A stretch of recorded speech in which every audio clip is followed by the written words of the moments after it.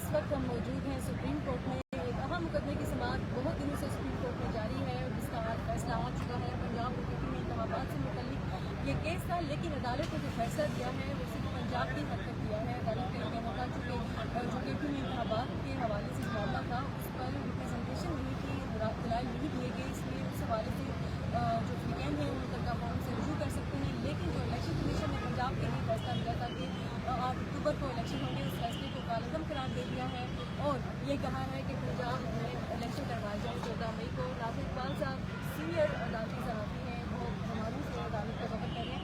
राशिद साहब, फाइनली ये case conclusion पे आ गया है, तो अदालत का तफसीली फैसला है जब ये जो केसेस में पड़ा है तो उसमें क्या करना है? शुक्रिया मोहम्मद। एक तो जो चीफ जस्टिस साहब आए, एक तो जो आज की जजमेंट है उससे पहले कुरान की वर्स पढ़ा, आयत पढ़ी, जिसका तकरीबन यही तर्जुमा था कि अल्लाह हमें पे रहमत फरमाए और हमारे जो रास्ता हमने चुना है उस पर को आफियत दे। फिर उन्होंने कहा कि जो 22 मार्च का इलेक्शन कमीशन ऑफ पाकिस्तान का ऑर्डर था, जिसके तहत उन्होंने अक्टूबर 8 को इलेक्शन मुलतवी किए थे, यानी डिले कर दिए थे अक्टूबर 8 का, वो उन्होंने कहा अनकॉन्स्टिट्यूशनल वाइड ऑफ इशू है और उन्होंने क्वाश का लफ्ज बोला कि हमने उसको क्वाश कर दिया। और फिर उन्होंने ये कहा कि जो सेक्शन 57 मार्च था या 22 फरवरी था? 22 मार्च का जो 22 मार्च का जो ऑर्डर इलेक्शन कमीशन ने 22 फरवरी को दिया था। नहीं 22 मार्च का 22 मार्च था जी, वो उन्होंने क्वाश कर दिया। अच्छा, डेट हो सकता है, मेरा ख्याल है वो 22 मार्च का ही था। ठीक, अच्छा, उसके अलावा उन्होंने कहा कि जो सेक्शन 57 के तहत उन्होंने इलेक्शन प्रोग्राम दिया था ना, इलेक्शन कमीशन ऑफ पाकिस्तान ने 8 अक्टूबर को इलेक्शन कराने के लिए, उसको उन्होंने सारा रिवाइव कर दिया और सुप्रीम कोर्ट ने अपना खुद एक इलेक्शन प्रोग्राम दिया और उसमें मुख्तलिफ डेट्स दिए हैं कि जो जैसे जो चैलेंज करना है रिटर्निंग ऑफिसर की जो डिसीजन है उसको चैलेंज करना है, या लास्ट डेट ऑफ नॉमिनेशन है, या इलेक्शन अलॉटमेंट, उसकी डिफरेंट डेट्स दी हैं, लेकिन कोल डेट उन्होंने 14 मई कर दी है। और जो 30 अप्रैल थी पहले, उससे 14 दिन जो प्रेसिडेंट ने 30 अप्रैल को जो डेट दी थी ना, उसको उन्होंने आगे बढ़ा के 14 मई कर दिया, लेकिन सारा उसका जो शेड्यूल चेंज हो गया और वो सारा का सारा शेड्यूल सुप्रीम कोर्ट ने खुद दिया। और उन्होंने ये भी कहा है कि अगर फिर उन्होंने फेडरल गवर्नमेंट को ये बाउंड किया है कि वो इलेक्शन कमीशन को तमाम असिस्टेंस दे, फाइनेंशियल भी, यानी 21 बिलियन रुपीस देना है उन्होंने, वो कहा है उसको फौरन दें और इसके अलावा सिक्योरिटी प्रोवाइड करें और जो भी रिक्वायरमेंट है ईसीपी की वो पूरा करें। और अगर ये रिक्वायरमेंट पूरी नहीं होती तो इलेक्शन कमीशन वापस सुप्रीम कोर्ट में आके उनको बताएगा कि हाँ, और वो चैम्बर में देखी जाएगी और उसके बाद फिर अप्रोप्रिएट ऑर्डर्स भी होंगे।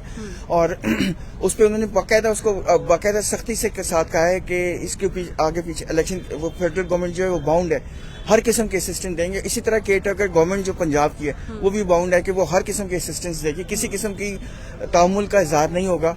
और इलेक्शन कमीशन सुप्रीम कोर्ट को बाकायदा रिप्रेजेंटेशन देगी कि ये पैसे मिल गए हैं, नहीं मिले, क्यों मिले, क्या वजह आ रही है, और अगर वो इलेक्शन कराने में नाकाम हो रही है, उसको मुश्किल हो रही है, तब भी वो दोबारा सुप्रीम कोर्ट में आएगी ताकि वो दोबारा एक ऑर्डर दिया जा सके।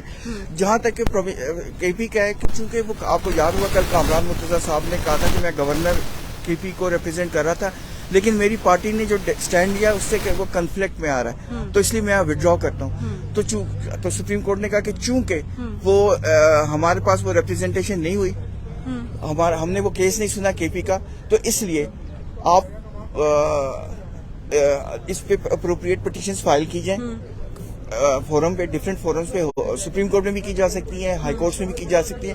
तो वो जो फैसला होगा उसके बाद फिर केपी के इलेक्शन का डिटरमिन होगा। तो इसका तो हम ये कह सकते हैं कि अभी तो फिर मींस के मामला पूरा तो हल नहीं हुआ, केपी की हद तक तो फिर भी इल्तवाक है, क्योंकि जो केपी का जो इंतहाबी शेड्यूल है वो उन्होंने पंजाब के साथ 8 अक्टूबर को ही किया था। तो इट मीन्स कि अभी सिर्फ पंजाब की हद तक 14 मई है, लेकिन केपी वाला स्टिल अभी तक पेंडिंग है, तो वो दोबारा शायद सुप्रीम कोर्ट या किसी भी और फोरम पे भी दोबारा जाएगा फिर। बिल्कुल। और उसमें एक और बात भी उन्होंने ये कही है कि जो 21 अरब रुपया है ना, वो इलेक्शंस, दोनों के इलेक्शंस के लिए मुख्तस हैं, लेकिन अगर पंजाब के इलेक्शंस में वो खर्च हो गए तो दोबारा फिर हमारे पास हैं, वो हम दोबारा कहेंगे कि मजीद फंड्स दिए जाएं।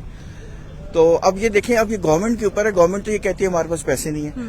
अब ये देखना है कि गवर्नमेंट इसको कैसे टैकल करती है, क्योंकि गवर्नमेंट ने जो स्टैंड लिया हुआ है, आपको देखें सुप्रीम कोर्ट में कितना रश है। और अभी आज लॉ मिनिस्टर ने भी इंटरव्यू वो प्रेस में टॉक की है। उसके अलावा انٹیریئر منسٹر نے بھی میڈیا ٹاک کیا اور اس میں تو انہوں نے یہی بتایا ہے کہ ہم نہیں مانیں گے اس اعلان کو.